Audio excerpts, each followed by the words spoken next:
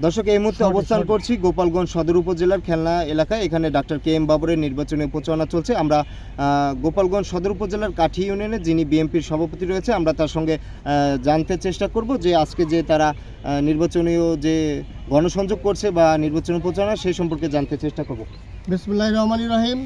আগামী 12 ফেব্রুয়ারি 2026 যে নির্বাচন, গোপালগঞ্জ সদর উপজেলা কাশিয়ানী আংশিক গোপালগঞ্জ 2 আসন, এখানে ডাক্তার কে এম বাবরের জন্য আমরা প্রচারণায় আসছি।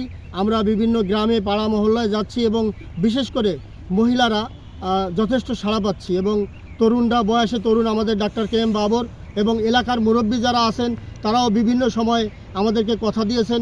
আশা করি এখানে আমরা বিপুল ভোটে জয়লাভ করব ইনশাআল্লাহ। তো এতক্ষণ আমরা সঙ্গে ছিলাম গোপালগঞ্জ 2 আসন থেকে নির্বাচনীয় প্রচারণা সম্পর্কে জানছিলাম আমরা। তো সবাই ভালো থাকবেন। আসসালামু আলাইকুম।